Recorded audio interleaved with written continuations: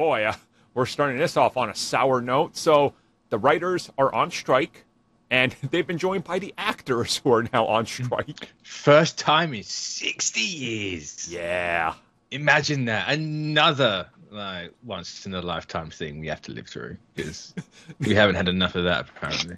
Oh, it's like this whole thing could have been avoided if they were just willing to pay the actors and the writers what they deserve. But of course, streaming, and this was, make no mistake about it, popularized by Netflix, where they were the first in town and their contracts were, we don't have to tell you anything. And then everybody followed, and we're now in such a paradigm shift that, remember back in the day, like, I'll use this as a comic book example because I think it's the best one.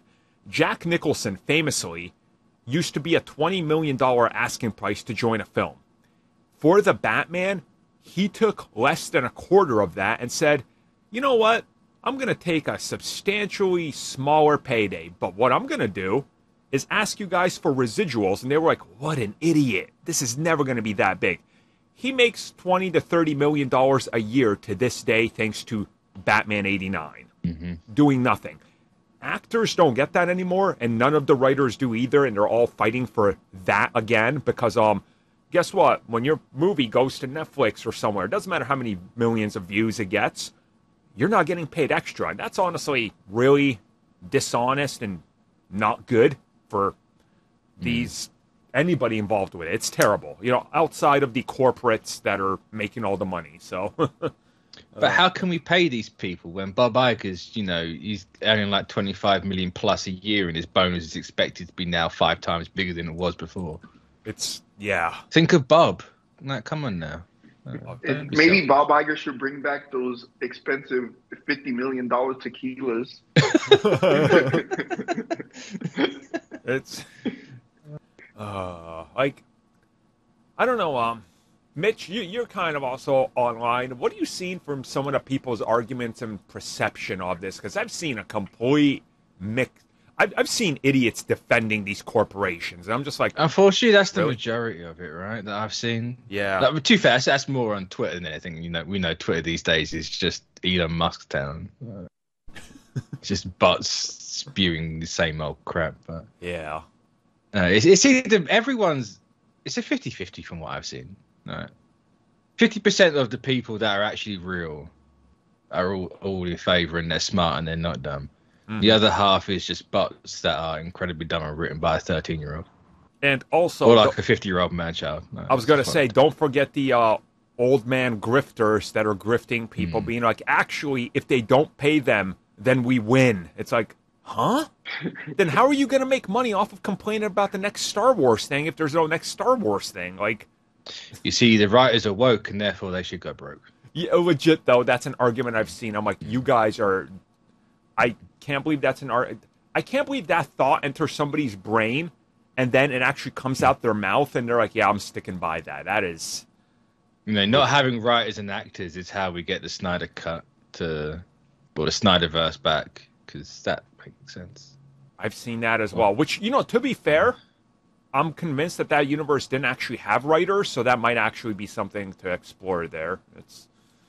Yeah. I mean, it did. It clearly didn't, so... And they had David Goyer, but is he really a writer? He's kind of like a bad-trained AI, like a version 1. He's just ChatGPT. He was proto-ChatGPT. That's what we're going to learn. The G stands for Goyer. Oh, no. Oh. Speaking of AI, what was the final straw of, like, the actors going on strike? It's, you ever heard of...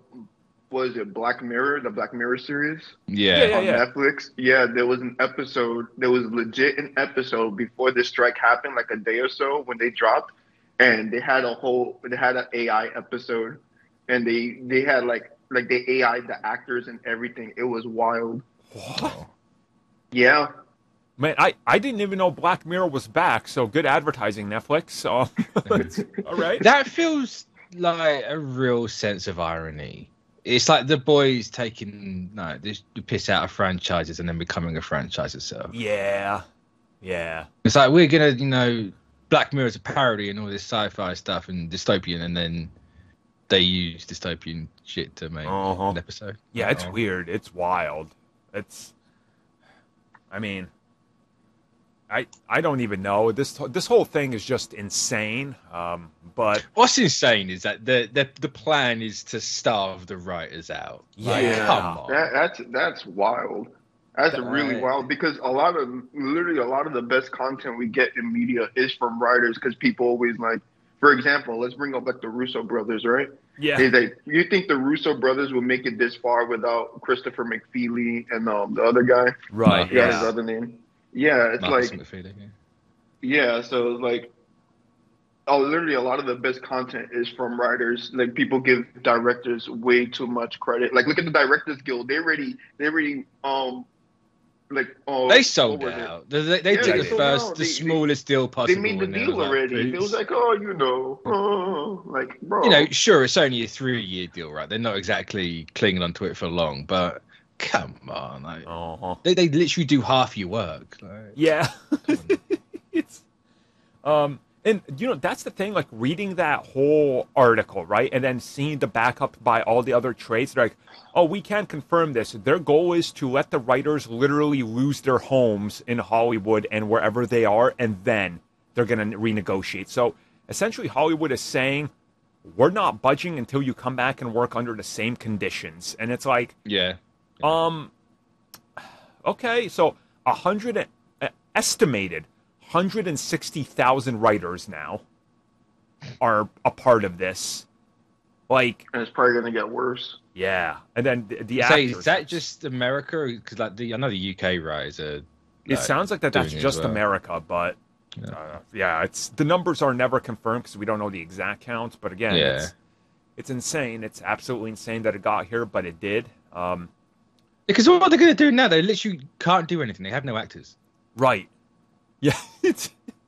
I knew it was weird when all those trailers were just dropping in one day. I was like, yo, why we got like 10 trailers? Yeah. I was like, what's going on? Uh-huh. I mean, right. Don't worry though. Apparently, the third trailer for Blue Beetle dropped, and nobody noticed that there was a second one. So that was impressive. Was that a third? I thought it was the second. I thought that was the second one. I saw it was the third.